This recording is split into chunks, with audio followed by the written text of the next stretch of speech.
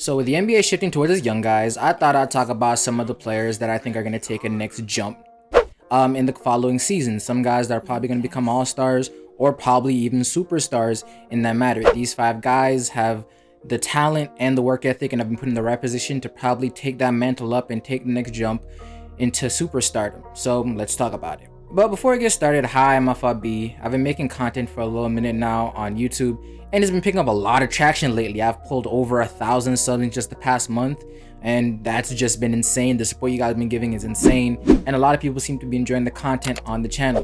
So if you like basketball and you need a fix for the off season, I'm your guy. You can look in the comment section. I'm pretty sure a couple of people will tell you just how good the channel is.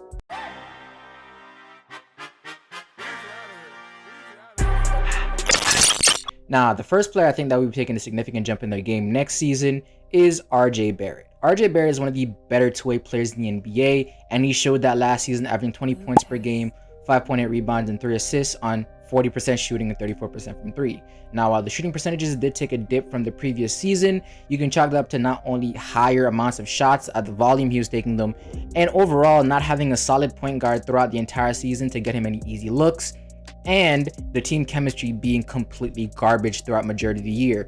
But outside of all of that, Rj Barrette was probably the biggest bright spot on the New York Knicks. Throughout the year, he was up and down. He started this year a little bit slow shooting the ball. Even though the first 6 games he shot pretty well, the entire November he shot horribly. But throughout the year, he did pick it up, and he showed the improvements he had throughout his game, becoming a better two-way player, becoming a better finisher at the rim, increased basketball IQ. He had a great 2-man game with Mitchell Robinson in the pick and roll. Overall, again, Rj Barrette was probably the biggest bright spot for the Knicks.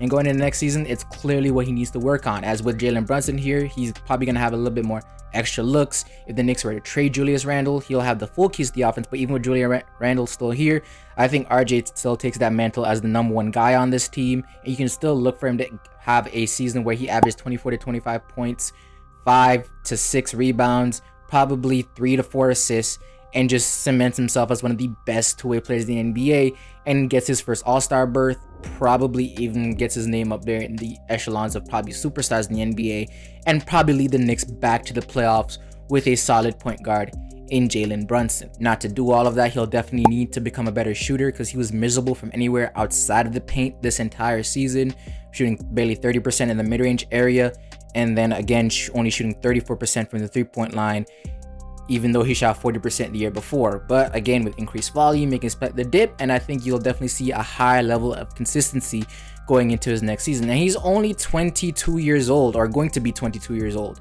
He still has so much room to grow, and to think that he'll coming to his own this early is a very nice thing for the New York Knicks that haven't really had a lot to smile about in the past couple years.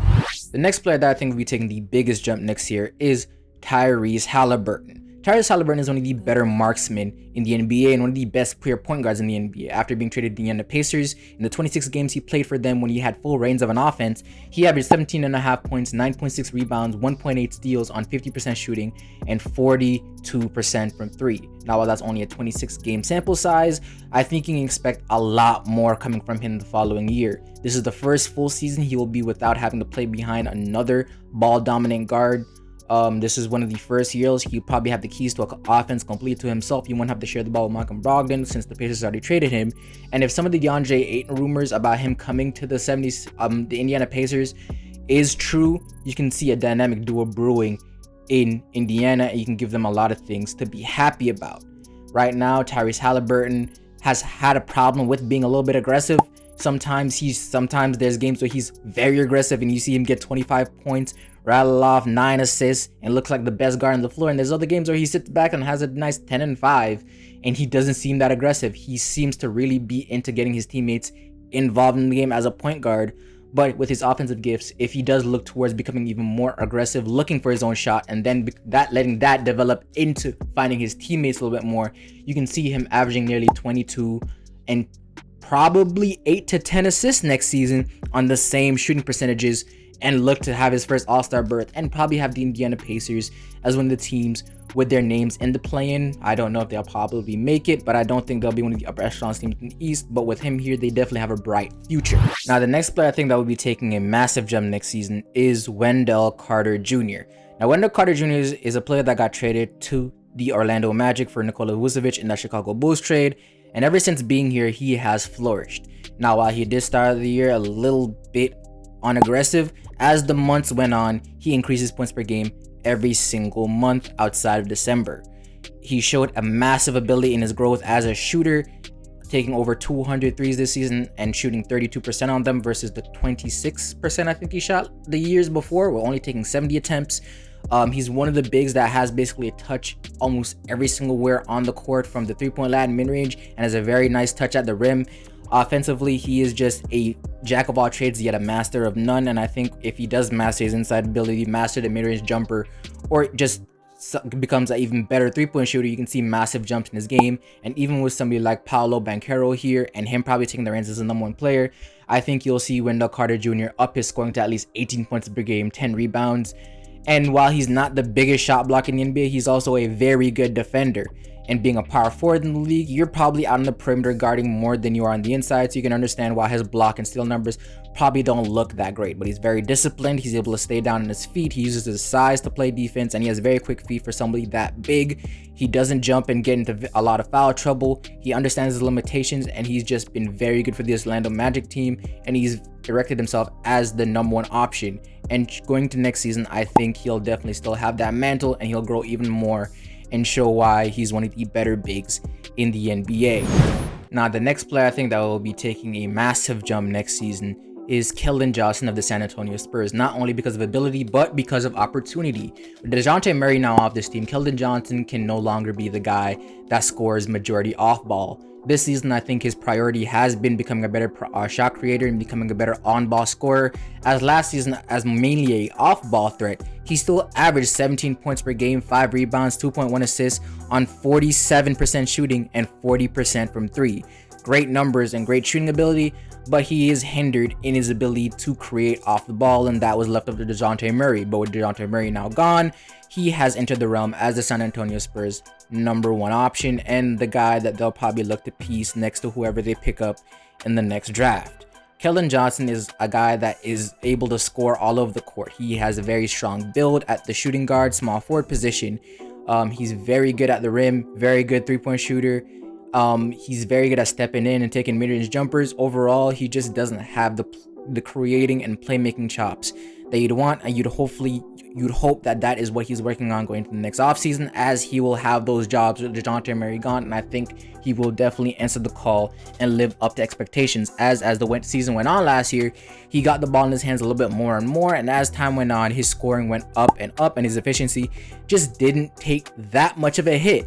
And then with that being said, you also have other players on the team that are probably going to develop and take a lot more shots with the departure of DeJounte Murray and Devin Vassell, who took an even bigger jump from his rookie season.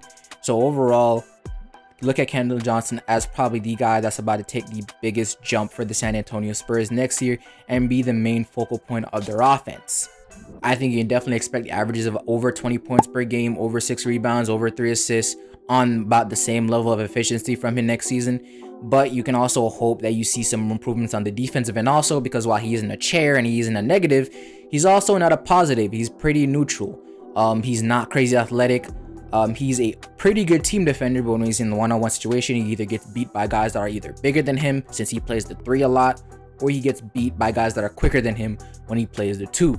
So with all that being said, you can look for Kendall Johnson to take jumps next season, not with just the opportunity to take the jump, but the actual skill set to become a better player in the NBA. And the last player I think that will be taking a jump next season, or at least the last player on this list, is Marvin Bagley. Now, on the Sacramento Kings, I can just say that Marvin Bagley was never given a fair shot. The season past, he was literally used as a guy that just sat in the corner. Marvin Bagley does not have a three-point shot like that as of yet, or we may not know if he ever develops one, but he really shouldn't have to. Marvin Bagley, when he got to Detroit Pistons, got a great chemistry boost with Cade Cunningham and Killian Hayes, and it was a great pick and roll partner for them, rolling to the rim and becoming a great finisher, being able to create in the mid-range and able to post up more. And these were all things that he just simply was not allowed to do on the Sacramento Kings, and you really didn't see the levels of scoring ability that this man had. He's one of the more athletic bigs in the NBA. He's a great lob option. He's very, very good around the rim, very crafty, and should his mid-range jumper develop even further, he will have a host of ways to score, and he'll be the perfect piece next to it, Cade Cunningham, Jaden Ivey. on this team, and I think he'll probably be the second option, or Saddiq Bey. I know Detroit loves him. You let me know in the last video how much you guys love him. But right now, Marvin Bagley has so much potential. He just was never given a full shot, and he's still very, very young. And he's definitely a piece on this Detroit Pistons team that they got back for a steal, in my opinion, for 3 years on 37 mil. And going into next year, I think you can expect him to average around 18 and 10, becoming at least a little bit better on the defensive end. If his three-point shoot jumper develops a little bit, maybe expect him to shoot over 30% from there. But if it doesn't, he still has a host of ways to score on the inside, and is definitely a great piece to have for any young team. But with all that being said, let me know what you guys think in the comment section down below. Do you think I missed anybody? Do you think there's somebody else that is really, really good that probably is going to take a jump next season that I'm missing out, that probably deserves a spot over any of these guys? But with all that being said, please like and subscribe if you enjoyed the video. This FLB, that's my time, and I'm out.